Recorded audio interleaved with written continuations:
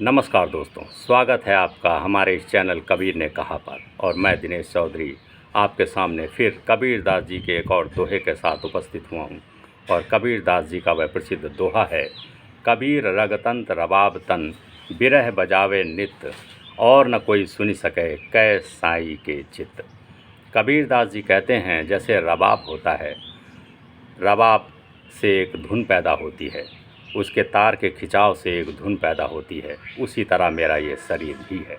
अब आप सोचेंगे ये रबाब क्या है। रबाब पुराना यंत्र है, वाद्य यंत्र है, जिससे संगीत पैदा होता था जब उनके तार के ऊपर एक खिंचाव होता था। ये वैसा ही है जैसे आज के ज़माने में वीणा होती है या गिटार होता है, जिसके तारों पर जब खींचते हैं, खिंचाव होता है, तो उनके खिंचाव से एक झंझनाहट से एक संगीत पैदा हो जाता है, और वह संगीत बड़ा मधुर होता है और हम सबको अपनी तरफ आकर्षित करता है। तो उसी तरह पुराने ज़माने में, कबीर के ज़माने में रबाब था, जो वैसा ही था जैसे आज का गिटार है। तो कहते हैं कबीर कि मेरा शरीर भी एक रबाब है, और रबाब है तो इसमें जब दुख के खिंचाव होते हैं, कोई तनाव के खिंचाव होते हैं, तो वो वैसे ही बज उठता है और राम की धुन निकालता है। वो राम ही पुकारने लगता है, एक राम का संगीत निकलने लगता है। जैसे जब गिटार में आप तार खींचते हैं तो कोई संगीत छिड़ जाता है, कोई संगीत निकलने लगता है, वैसे ही शरीर से जब शरीर के खिंचाव से, दुख के और कोई संताप के खिंचाव से, उसके उस प्रकोप से कोई ऐसी बात होती है तो राम का ही स्मरण हो जाता है, राम का ध्यान हो जाता है, तो राममय हो जाता है सब। तो कबीर दास जी कहते हैं कि कबीर रगतंत रबाब तन बिरह बजावे नित, और न कोई सुनी सके कै साई के चित्त। और इसको कोई और नहीं सुन सकता। कबीर दास जी कहते हैं, जो शरीर से ये राम की धुन निकल रही है मेरे, इसे और कोई नहीं सुन सकता सिवाय मेरे और उस राम के। बीच में कोई नहीं सुन सकता। आपका जो वाद्य यंत्र बजता है गिटार, उसे तो बजाने वाला भी सुनता है और सामने वाला भी सुनता है, और सामने जो और बैठे लोग हैं वो भी सब सुनते हैं, सभी सुनते हैं। लेकिन कबीर कहते हैं जो मेरे शरीर का रबाब है, ये वाद्य यंत्र है, और इसे जब ये दुख, ये कष्ट, ये सब बजाते हैं, झंकार देते हैं मेरे शरीर को, तो जो राम की धुन पैदा होती है उसे सिर्फ मैं और मेरा राम ही सुनता है, और बीच में उसे कोई नहीं सुन पाता, सुन ही नहीं सकता उसे। वो सिर्फ हम दोनों के बीच की बात रहती है।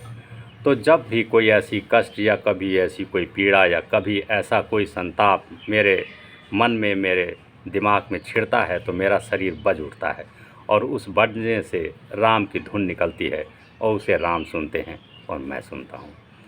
तो आप ये अवस्था देखिए कि कबीर दास जी ने अपने शरीर को ही एक वाद्य यंत्र बना लिया।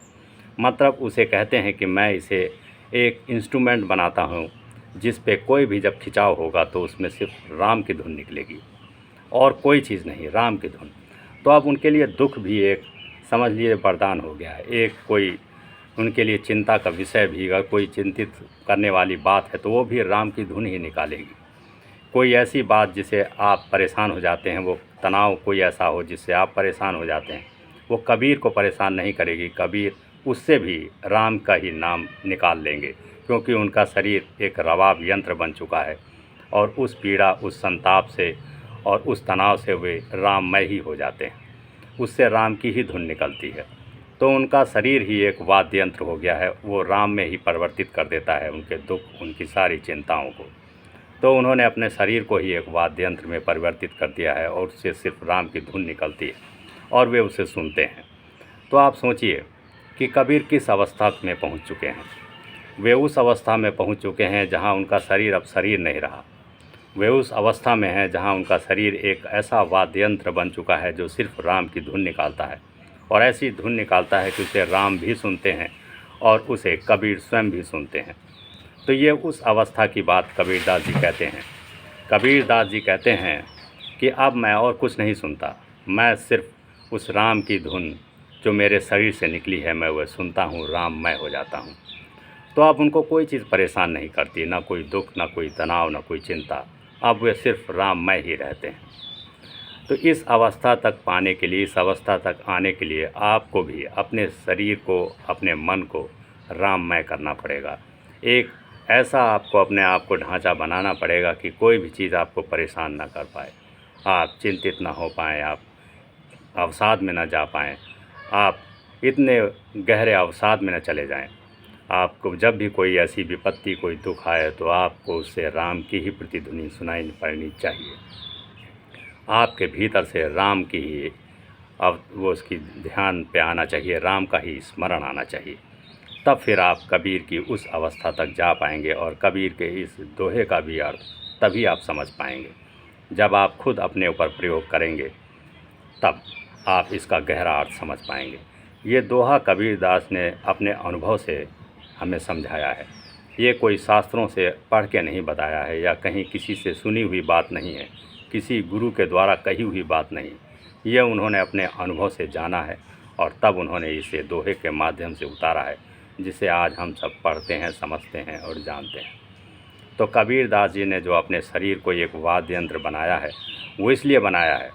हम तो अपने शरीर को यूं ही लेके चलते हैं, जब कोई हमें कष्ट होता है, पीड़ा होती है, दुख होता है, कोई संताप होता है, कोई अवसाद घेर लेता है, तो हम चिंतित हो जाते हैं, परेशान हो जाते हैं, तो हम भागते हैं भगवान की तरफ, मंदिर की तरफ, मस्जिद की तरफ और दुआ मांगते हैं और प्रार्थना करते हैं कि भगवान इस कष्ट को हर लो, हम बहुत चिंता में हैं, हम बहुत परेशान हैं। लेकिन कबीरदास जी कहीं नहीं भागते, ना कहीं जाते हैं। वो तो अपने शरीर को ही उन्होंने एक यंत्र बनाया ऐसा कि जब कोई बाहरी चीज़ उन पर घेरेगी, कोई दुख, कोई संताप, कोई पीड़ा होगी, तो उनका शरीर ही बज उठता है और राम में पुकारने लगता है, राम की धुन निकालने लगता है।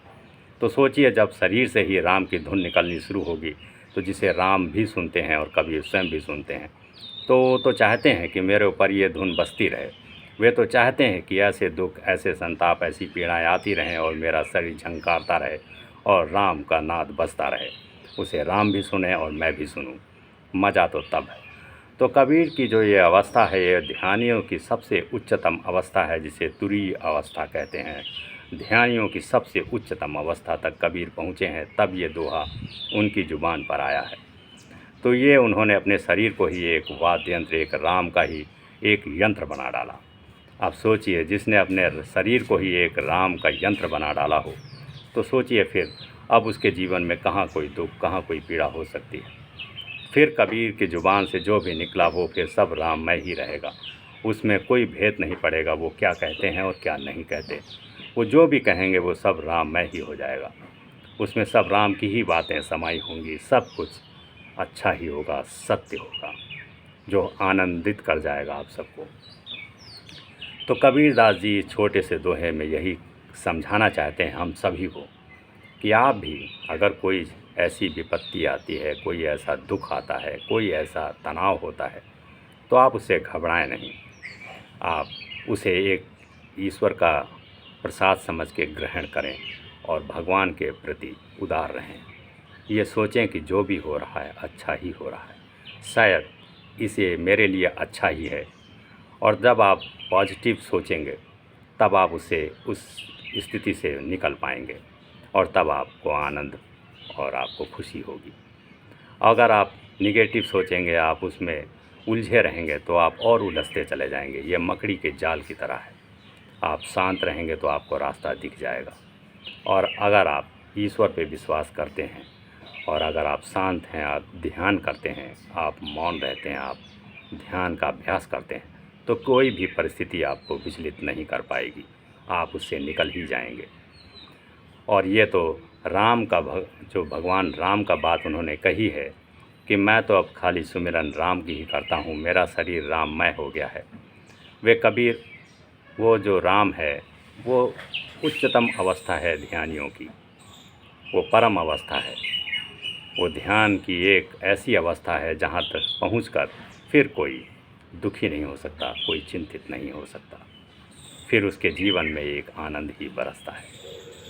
तो दोस्तों, आज मैं इस दोहे में बस यहीं ख़त्म करता हूँ और फिर अगली बार कोई दूसरा दोहे के साथ मैं फिर उपस्थित होऊंगा आपके सामने। और आपने इतना समय दिया, अपना कीमती समय वीडियो को देखा, इसके लिए मैं आपका बहुत बहुत आभारी और आपको बहुत बहुत धन्यवाद देता हूँ। हाँ, लेकिन जाते जाते अगर आपने चैनल को सब्सक्राइब नहीं किया तो इसे सब्सक्राइब ज़रूर कर लें, लाइक और शेयर भी कर दें। इससे हमें प्रेरणा मिलती है और अच्छा वीडियो लाने की। और कमेंट में अगर कोई मुझसे गलती हो रही है या कोई मैं ख़राब अच्छा नहीं कर पा रहा हूँ तो मुझे सुझाव भी दे दें कि मैं अपनी उस गलती को सुधार सकूँ और अच्छा वीडियो आपके सामने ला सकूँ। आपका बहुत बहुत धन्यवाद।